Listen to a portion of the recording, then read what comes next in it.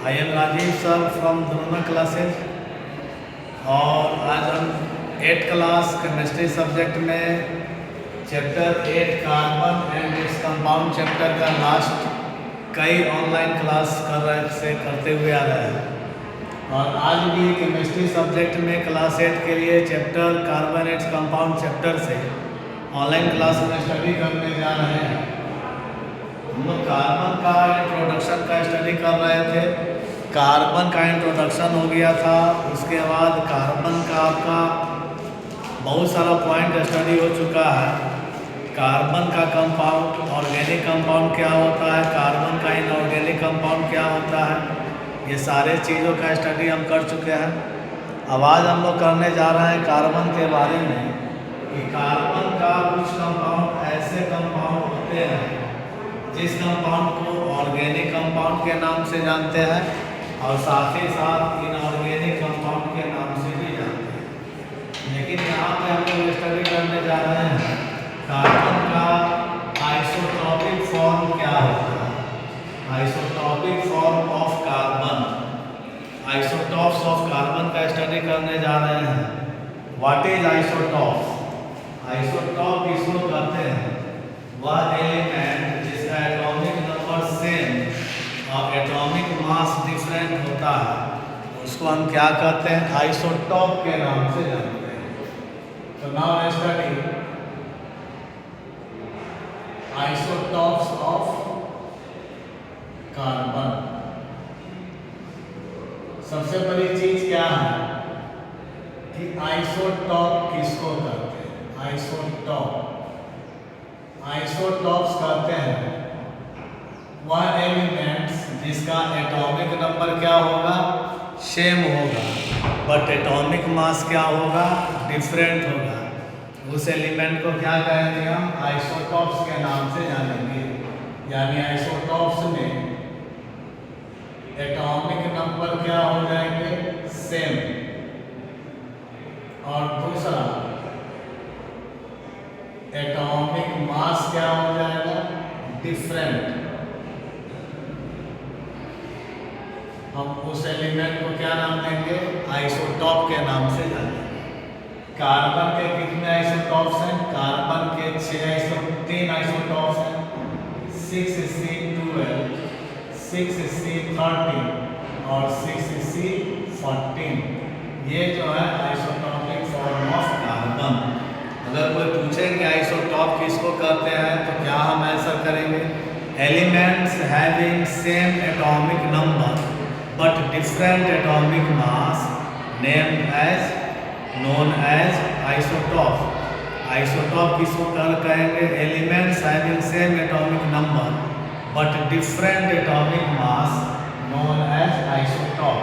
तो कार्बन के कितने आइसोटॉप होते हैं? कार्बन के 3 आइसोटॉप, 6C12, 6C13 और 6C14। हम नेक्स्ट पॉइंट का स्टडी कर रहे हैं,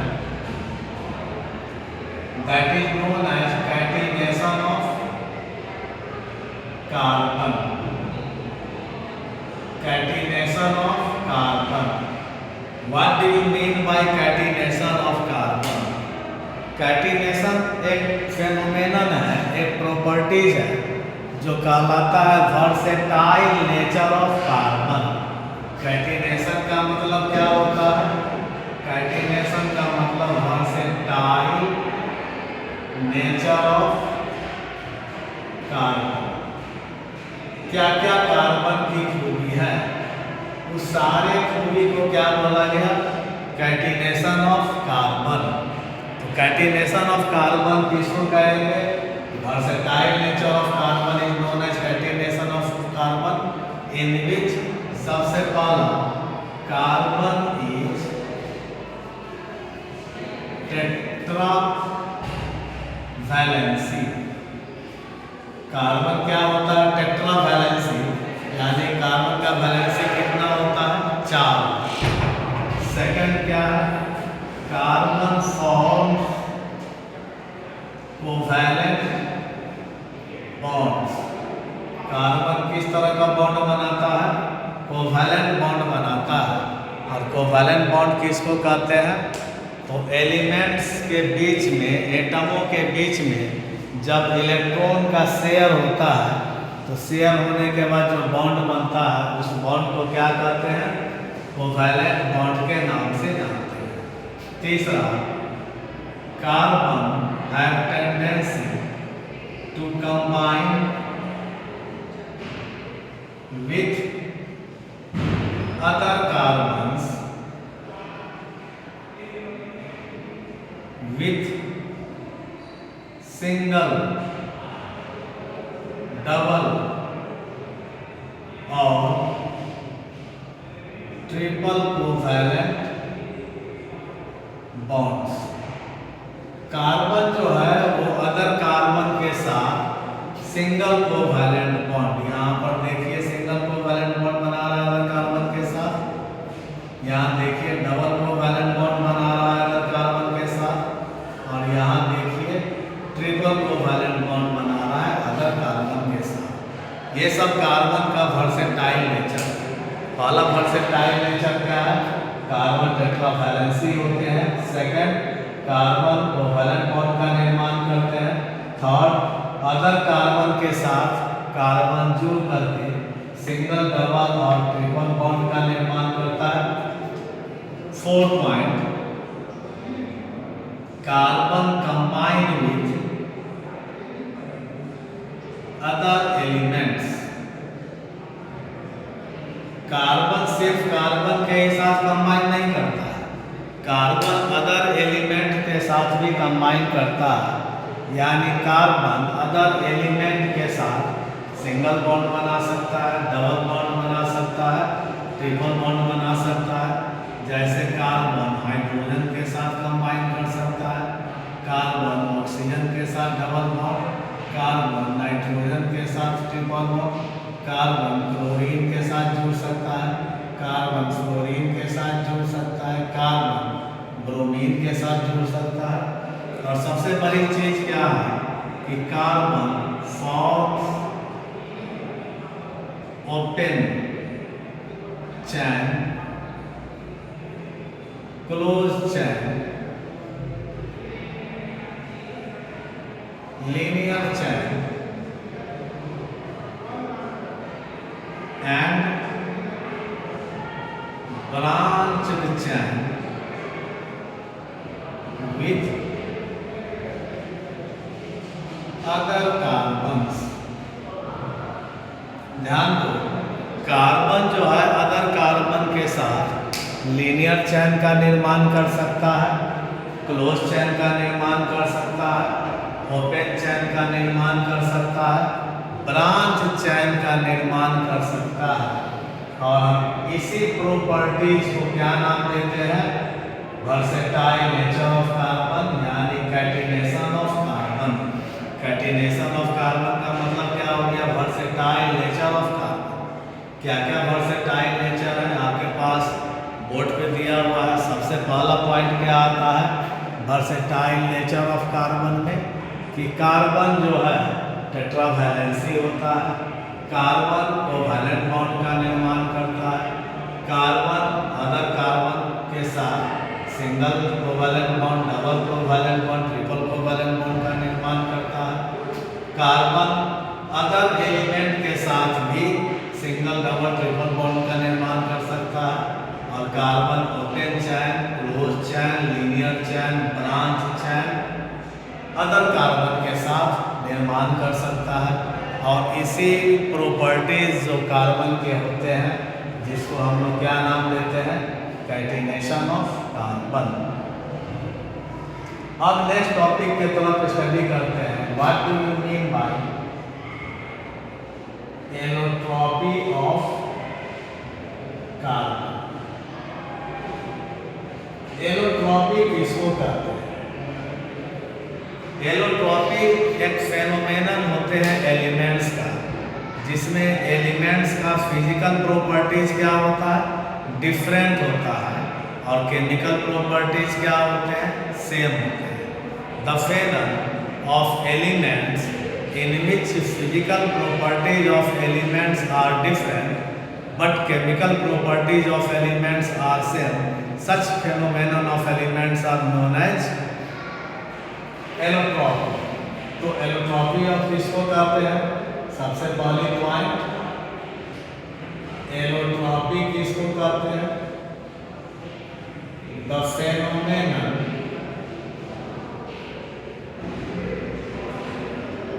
of elements in which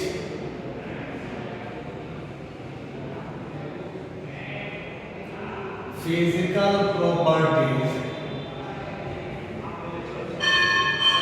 of elements are different but chemical properties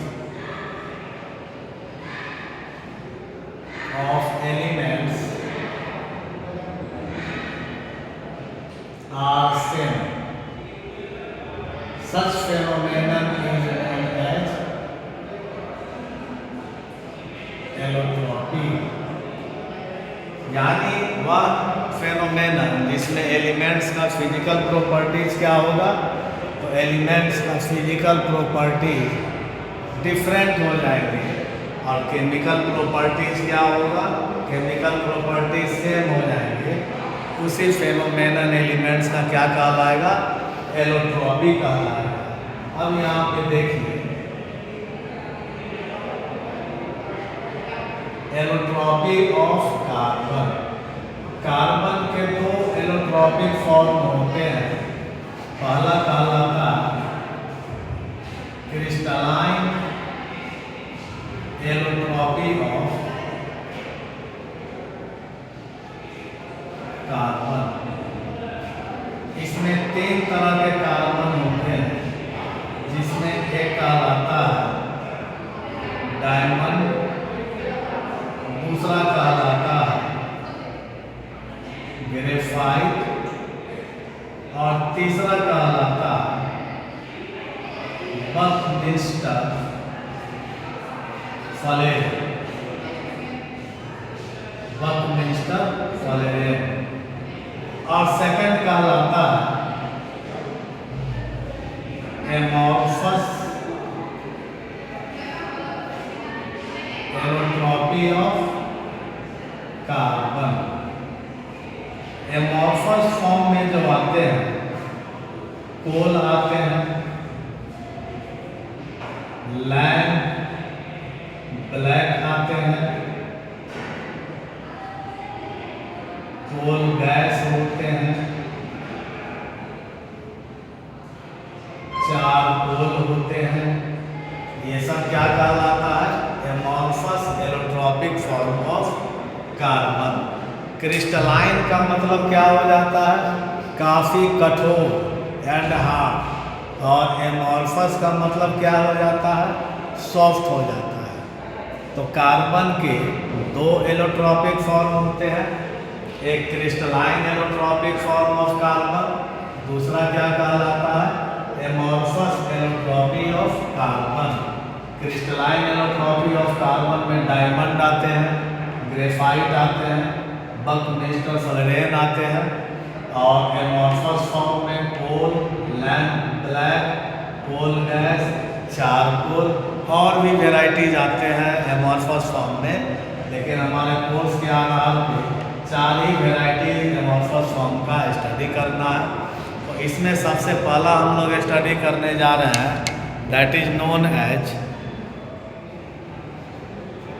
diamond. सबसे पहला किसका स्टडी करेंगे हम लोग? Diamond. What is diamond? Diamond is the allotropic form of carbon. सबसे पहला स्टडी करेंगे हम किसका? डायमंड. डायमंड क्या होता है? तो diamond is the allotropic form of carbon. Diamond किसका फॉर्म होता है? तो कार्बन का एलोट्रॉपिक फॉर्म होता है. और डायमंड का वैलेंस इलेक्ट्रॉन कितना होता है?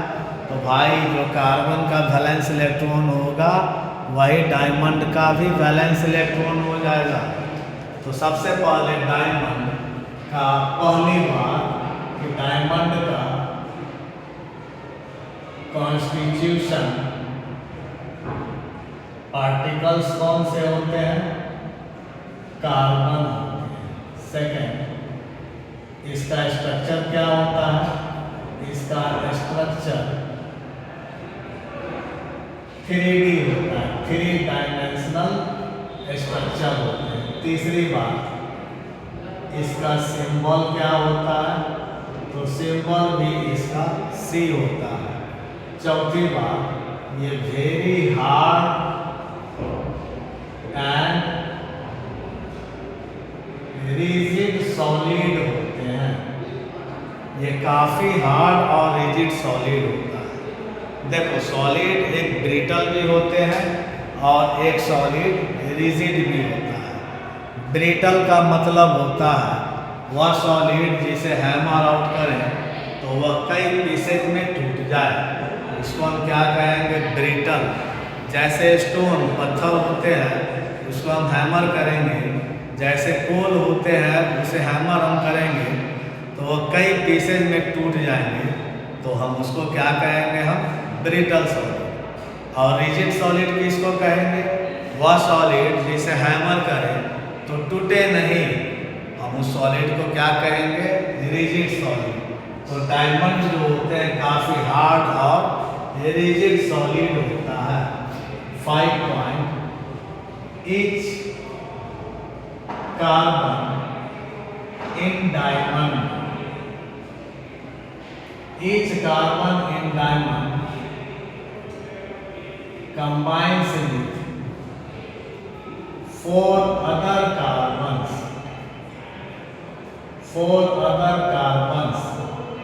with covalent bond। डायमंड में प्रत्येक कार्बन जो होते हैं 4 अदर कार्बन के साथ कोवैलेंट बॉन्ड से जुड़े हुए होते हैं। इसलिए 6 point, not any free electrons present in diamond. Diamond में एक भी फ्री इलेक्ट्रॉन नहीं होते हैं। इसी कारण से diamond is an insulator. Diamond क्या होता है? इंसुलेटर होता है, यानी कि वो इलेक्ट्रिसिटी कंडक्ट करने की क्षमता नहीं रखता है। डायमंड इलेक्ट्रिसिटी कंडक्ट क्यों नहीं करता है? क्योंकि डायमंड में एक भी फ्री इलेक्ट्रॉन प्रेजेंट नहीं होते हैं। डायमंड में फ्री इलेक्ट्रॉन प्रेजेंट क्यों नहीं होते हैं? क्योंकि डायमंड में प्रत्येक कार्बन 4 कार्बन से जुड़े हुए होते हैं, इसलिए उनके पास कोई फ्री इलेक्ट्रॉन नहीं होते हैं। इसका density of diamond is very high. Diamond का डेंसिटी क्या होता है? काफी हाई होता है। Melting point and boiling point of diamond is very high. Melting point और बॉइलिंग पॉइंट भी डायमंड का क्या होता है? काफी हाई होता है। 10 point, pure diamond is colourless. Pure diamond colourless होते हैं, बट हाईली रिफ्लेक्टिंग। काफी वो रिफ्लेक्टिंग होते हैं, इसलिए डायमंड शाइन करता है, चमकता है। डायमंड चमकता क्यों है? क्योंकि डायमंड जो होते हैं काफी रिफ्लेक्टिंग होते हैं, इसलिए डायमंड चमकते हैं। 11 point, it is not soluble in all solvent. ये किसी भी सॉल्वेंट में सॉल्यूबल नहीं होते हैं। 12 point Kohinoor diamond is 186 carats. Kohinoor diamond कितने कैरेट के होते हैं? 186 कैरेट के होते हैं। Pitt diamond is